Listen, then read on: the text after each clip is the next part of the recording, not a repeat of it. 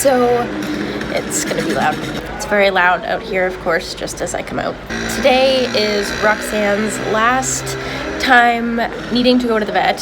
While we are here in Albania, we're gonna go get her microchipped. She's got to get blood work taken for her rabies, and then for her rabies vaccine to make sure it worked, and then she's getting microchipped, and I think we're also going to weigh her today, so I'll try and show you as much of that as I can.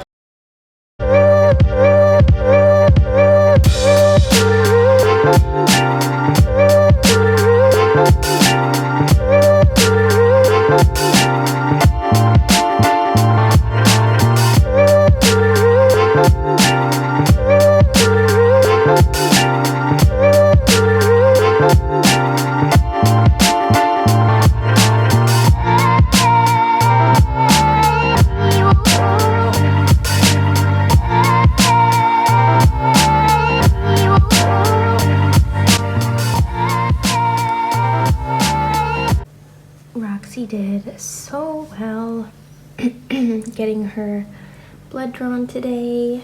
You can see her little shaved spot on her leg and her microchip floating around up here.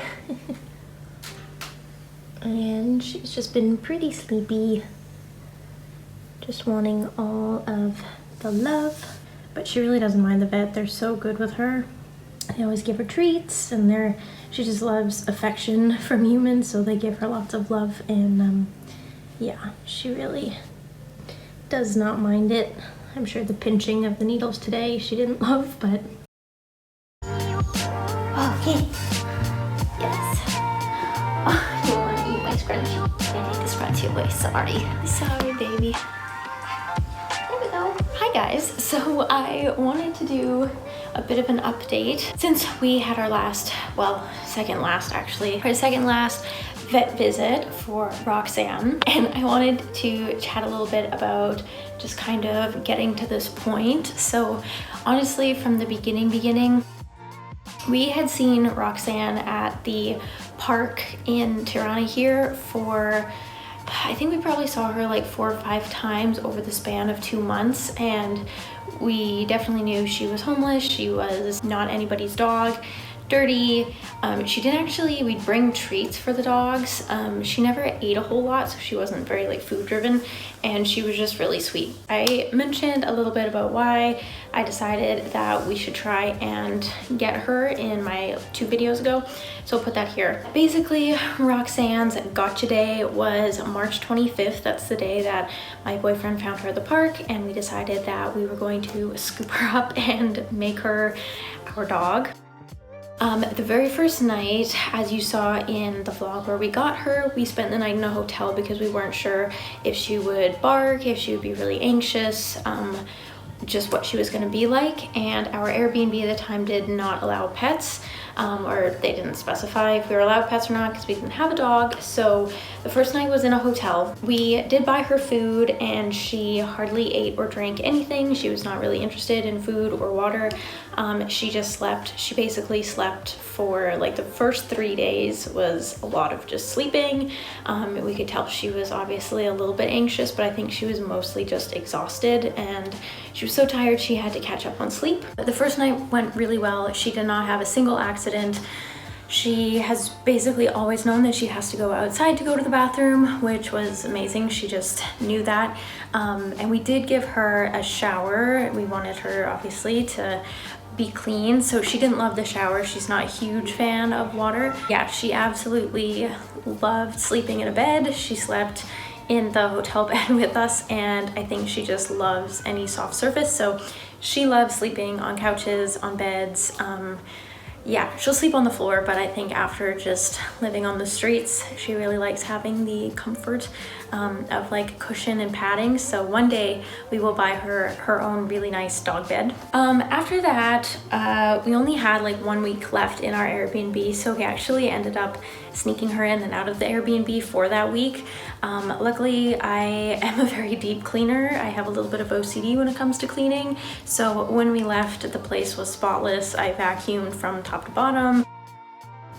So in our new Airbnb, since they've been pet friendly, it's obviously been much easier. We take her out as often as she needs. So basically what we've been doing is we take her for about hour-long walks 3 times a day, and then she goes out and has just a quick pee walk, usually around like 10:30 p.m. So yeah, she gets about 4 walks a day, and I think the biggest adjustment for her has been being in like a quiet place. So I think initially she was a little bit, obviously after she had slept,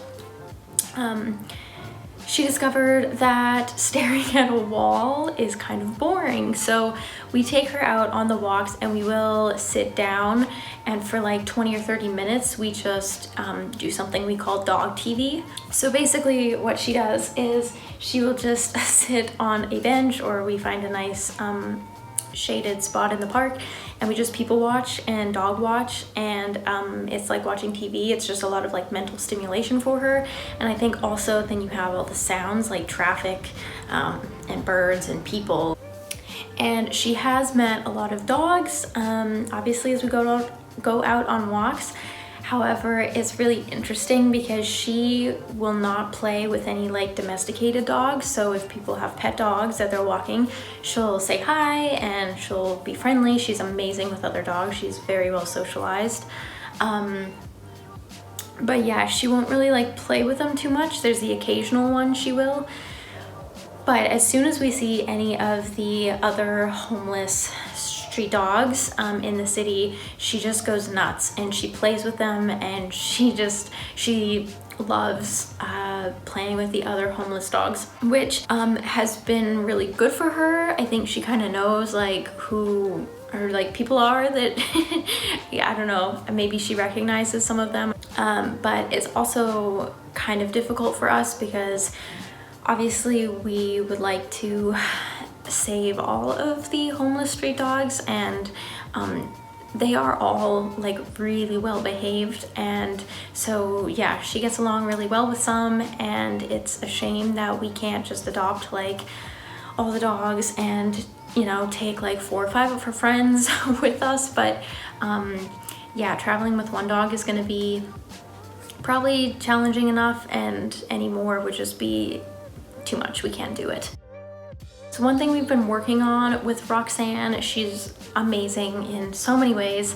However, her and other street dogs do bark at a lot of the old men, and I mentioned this in a previous video. I think a lot of them have trauma with a lot of the elderly folks here, because a lot of the old men, if they see the stray dogs, will like kick at them and swing sticks at them and try and hit them. I'm sure a lot of times do hit them, so they definitely bark when they see old guys. And Roxy from the beginning has been very vocal when we walk past old people.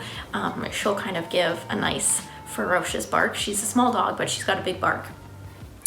So we've been working on that, and she does it really, really well. She still sometimes will let a bark go, especially if there's like an old man with a cane or an old man with an umbrella, any sort of like stick in their hand, she'll get really anxious with. But she's done so much better, and we get like maybe a bark a day, sometimes at other dogs, but yeah, sometimes just at like an old man that she doesn't particularly find she likes very much. Since the first 3 days have passed and she's been eating more regularly, she has found a deep, deep love for food. This is the new food we got her, and it is actually a Canadian brand. Now, I know there's a little bit of controversy now with it because they were bought out by a larger corporation, unfortunately, but I think that this is still all their like old formulation. So I mean, for now anyways, we feel pretty confident feeding her this. But we got the 6 fish. It's wild caught fish. Yeah, the ingredients are just really amazing, and it's got lots of protein. I guess it's a little hard to see the ingredients. Here we are. Yeah, so it's raw whole fish, so you're getting like all the muscles and fat and bones and everything of these fish. and there's just lots of really good stuff in here. So she has absolutely been loving this. She's a really big fish fan. We've given her some canned sardines and canned tuna, and she is listening to me touch the bag, and she's like, "Are you feeding me?" She's sleepy eyes, but she's like always ready for food. Roxy now loves food, and that's actually the second thing we're working on with her now. Is she walks pretty well. However, now that she has a taste for food and wants to be eating, she is quite a little scavenger. And the one thing about a lot of European cities is that they just kind of have a lot of litter.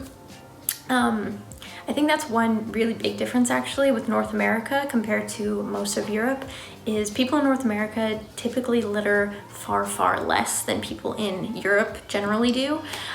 So there will be like full chickens or like steaks, or people leaving like rice and yogurt open all over the street. There's a lot of food.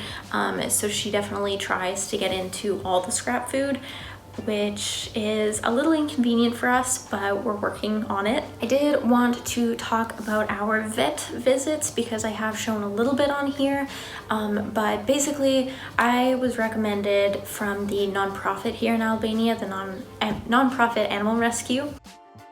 And they recommended that we take her to the ONB vet. Basically, all I'll say is that they have been absolutely amazing. You don't have to have any appointment to go in there. They only have appointments if you do dog grooming, but for anything else, you just walk in. So all 3 times that we've been to the vet, we've just walked in. They have known exactly what to do for getting Roxanne her passport, because she needs a full passport in order to get into the EU. If we were taking her straight to Canada, she would not be needing as much stuff. How you doing, baby? She would not be needing as much done. But because we're taking her into Europe, she needed her rabies vaccination, which she had. She needed to be microchipped, so we got her microchipped. She needed her polyvariant vaccine, which is a few different vaccinations together. So she got that, and then she also has to have blood work done to show that her rabies vaccination worked. Yeah, we've had all of that done. We are just now waiting to get her blood work results back, and then once we have those blood work results that show she has antibodies for rabies, she'll get one last kind of physical, and then we can take her into Europe. They've been phenomenal with her, like I said. I also mentioned that they are very reasonably priced. Again, you're not dealing with like Canadian or North American vet prices. We've gotten her an amazing quality dog kibble from there. It's actually a Canadian brand of dog food that we researched, and she absolutely loves. Every time we go in there, everything is usually about like $40 to $60 Canadian. The only thing that's been expensive has been her blood work, because it has to be sent all the way to Austria. Hi. All the way to Austria to be tested. So the blood work, to have it sent to Austria and get the results back, that was about, I think, $100 Canadian. Yeah. She's the sweetest. Oh yeah, you got your toys? You got your toys? She does still have her one toy, and she likes it. However, she also really likes socks. So socks and paper bags. Yes, like paper grocery bags.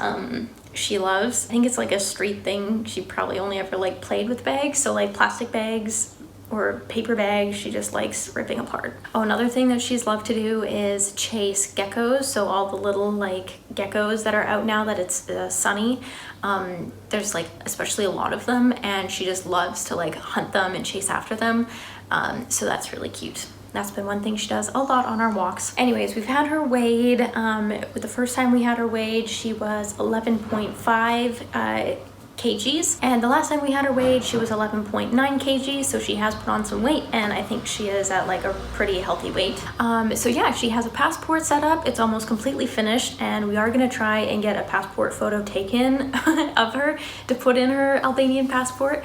But yeah, it's super cute. And yeah, anyways, we are Super excited to have Roxanne. She's so lovable, very smart, and we're beyond excited to show her life outside of the city. That's probably the one thing I'm most excited for about leaving Albania, is just to show her basically what like countryside and life is like, just not being in a busy, chaotic city. But yeah, just to one day show her what an open field is like, show her what squirrels are like, because there are no squirrels here. It's just something in Canada we have so many of. And basically just show her what it's like to not have to be worried about being hit by a car. And we are really excited for who knows how many years with her. So I wanted to come in and add this really quickly. Roxy's always asleep when I'm filming, but I just wanted to say a huge thank you and express my gratitude for the animal rescue here in Albania. Like I've mentioned, they are a non-profit, and they take in the stray dogs from the city and they spay and neuter them.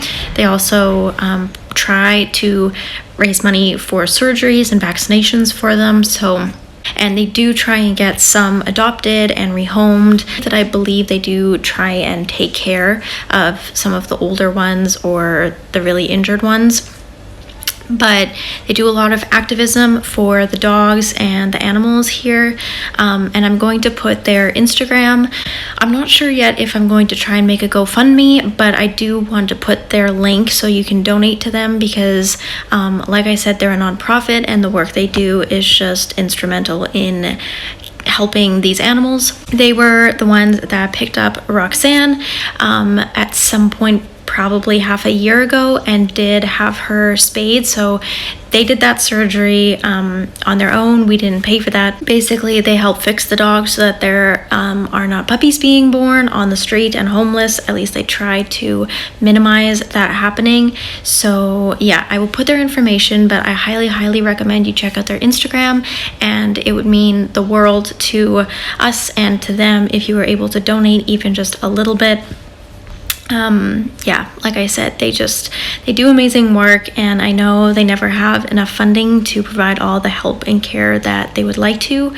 So I really highly recommend you check them out, and I just want to say thank you so much to them for being there when I reached out, asking questions about what we should do with Roxanne, and yeah, for them obviously fixing her.